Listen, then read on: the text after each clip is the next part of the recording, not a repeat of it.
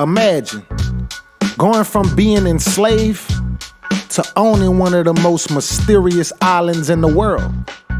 Sounds like a plot of a Hollywood movie, right? Nah, it's not. This was the real life story of Samuel Ball, a man whose journey from bondage to wealth remains one of history's most fascinating success stories. Oh, and did I mention the treasure rumors? Stick around, because this is a story you don't want to miss. Samuel Ball's journey to freedom wasn't nothing short of extraordinary.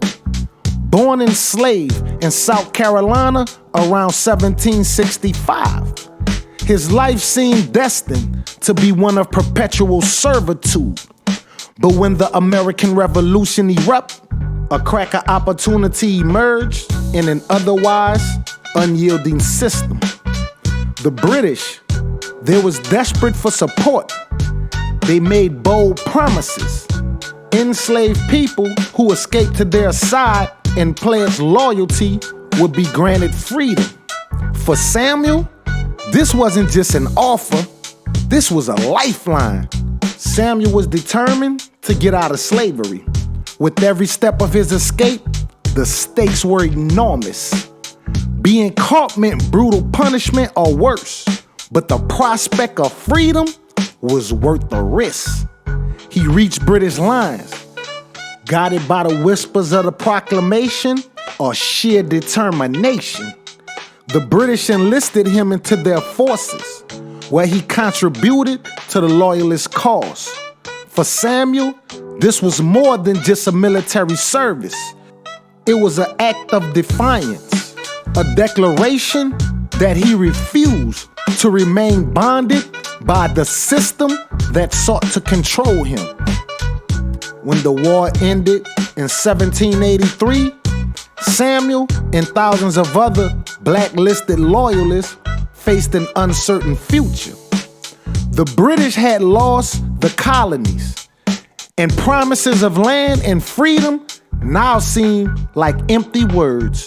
Yet, true to their word, the British relocated their loyalists to Nova Scotia, Canada, offering them a chance to start over. Samuel's arrival in Nova Scotia marked the beginnings of his transformation. The land was rugged and the conditions harsh, especially for black settlers, who often received smaller and less fertile plots than their white counterparts, or sometimes no land at all. Despite these challenges, Samuel set his sights on a better future. This wasn't just an escape, this was a rebirth. Samuel Ball had risked everything to change his destiny, and his journey to Nova Scotia proved that he was willing to fight for his freedom and his future. Now don't get it twisted. Life in Nova Scotia was no paradise. For Samuel Ball, freedom came with a harsh reality. He had to build his future from the ground up. While many black loyalists struggled to make ends meet due to broken promises of land and resources, Samuel's determination set him apart. He settled near Chester, Nova Scotia, and began working as a farmer. Farming was grueling labor, especially in Nova Scotia's unforgiving climate. But Samuel found his niche: cabbage. Yes, you heard what I said, cabbage. Now that don't sound too glamorous, but it was a staple crop of the region and in high demand. Samuel focused on perfecting his craft, growing healthy, abundant crops that quickly gained a reputation among locals. Samuel's dedication and savvy business sense paid off. As his cabbage farm flourished, he reinvested his earnings, slowly but steadily amassing wealth. Now this wasn't no small thing. In a time when opportunities for black settlers were scarce and prejudice ran rampant, yet Samuel not only survived, he thrived. But Samuel's ambition didn't stop at farming. By the late 18th century, he began acquiring land on nearby Oak Island, a place that was already whispered about for its mysterious buried treasure. Over time, Samuel became one of the largest landowners on the island, purchasing significant portions of it. His acquisition raised eyebrows. How had a man born enslaved amassed the kind of wealth needed to buy such valuable land? People speculated that Samuel had uncovered buried treasure on Oak Island. They just couldn't believe that a black man could have so much money. The legend of Samuel Ball persists to this day. Others believe his fortune was simply the result of hard work, smart investments, and the drive and determination to succeed. By the time of his death in 1846, Samuel Ball had gone from being an enslaved child with no rights to a prosperous landowner and a respected community member. His life was a testament to resilience and determination, a legacy built on cabbage fields in the mysterious soil of Oak Island. Samuel Ball's life was a true rags to riches story. But how exactly did he go from an enslaved man to a wealthy landowner? That's where the story takes a mysterious turn. By the time Samuel Ball began buying land on Oak Island in the late 1700s, he was already a successful farmer in Chester, Nova Scotia. His cabbage crops were in high demand, and he worked tirelessly to expand his farm. But the wealth he accumulated went far beyond what many thought a farmer could achieve. Samuel wasn't just buying farmland or small plots. He purchased large portions of Oak Island itself, an area already surrounded by rumors of hidden treasures. The question quickly arose, how did he do it? Some historians argue that Samuel's wealth came purely from his relentless work ethic and sharp business acumen. Farming wasn't glamorous, but Samuel was known for producing high-quality crops and reinvesting his earnings wisely. He wasn't just surviving in Nova Scotia's harsh conditions. He was thriving in a way that few others could. But there's another side to the story, one that has intrigued treasure hunters for centuries. Oak Island has long been at the center of treasure lore, with whispers of buried riches, pirate gold, and scratched coaches left by the Knights Templars. Samuel's ownership of prime land on the island, where much of the treasure hunting activity has taken place, led some to wonder, did he find something? Records show that Samuel owned land directly connected to some of the most famous sites on Oak Island, including areas where treasure hunters have unearthed mysterious artifacts and structures. Could he have stumbled upon portions of the legendary Oak Island treasure? And if so, did he quietly use it to fund his acquisitions and build his wealth without ever revealing his secret?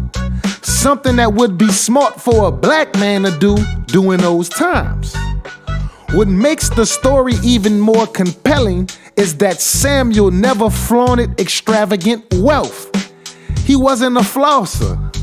He wasn't known for luxurious things, and he continued working as a farmer even after becoming a prominent landowner.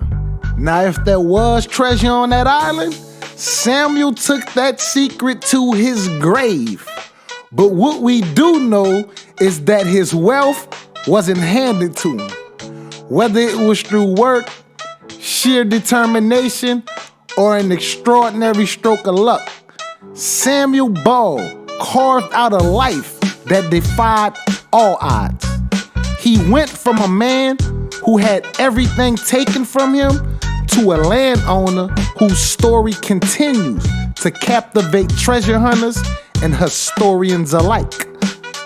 Oak Island, a place shrouded in mystery and legend. For centuries, treasure hunters have flocked to this small patch of land off the coast of Nova Scotia, driven by the tales of buried riches. Theories range from pirate gold hidden by Captain Kidd to treasures left by the Knights Templars, and even the lost artifacts from ancient civilizations. At the heart of this mystery is our FBA ancestor, Samuel Ball. When he began purchasing land on Oak Island in the 1700s, many saw it as a bold move. But was it simply a farmer expanding his holdings, or did Samuel know something others didn't? Consider this. Samuel acquired land on the island during a time when whispers of treasures was already circulating.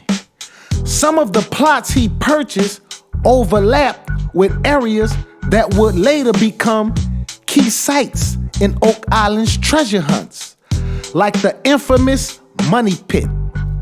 This has led to tantalizing speculations. Could Samuel have stumbled upon treasures buried on his land? Here's where it gets more intriguing. Samuel's rise to wealth was impressive, no doubt, even remarkable, to say the least. But it was also rapid. He was getting money fast.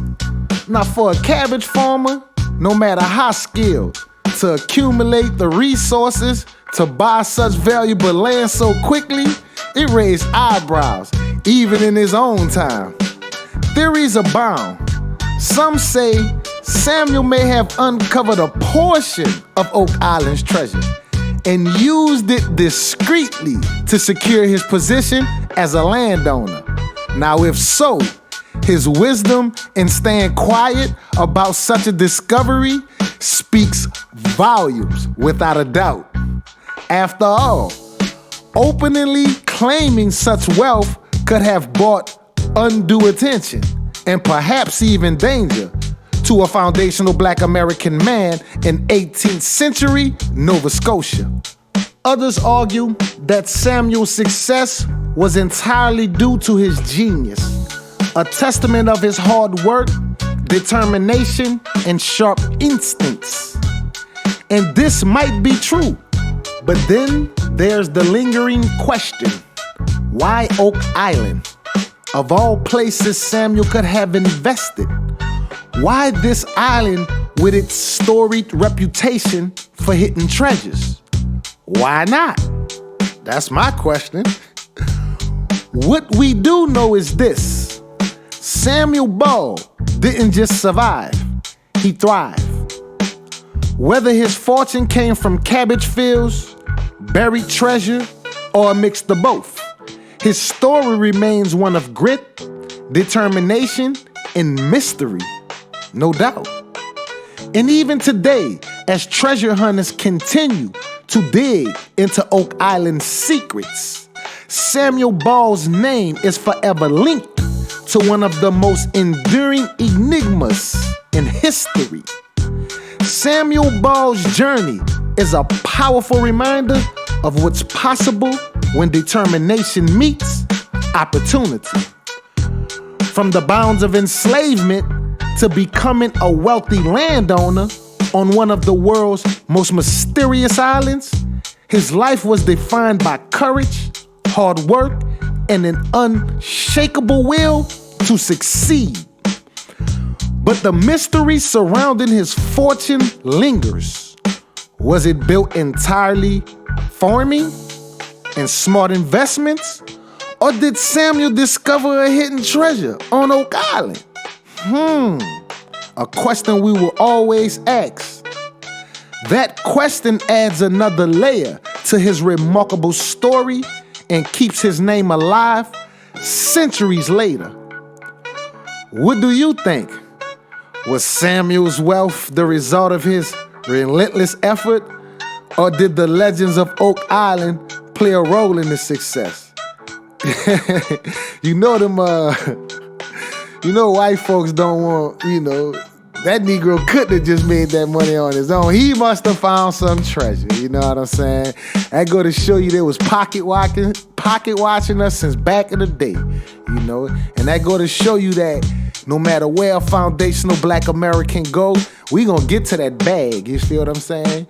My man, was born in South Carolina. As soon as he left them bricks and got to Nova Scotia, he started getting it crack-a-lacking, you know what I'm saying?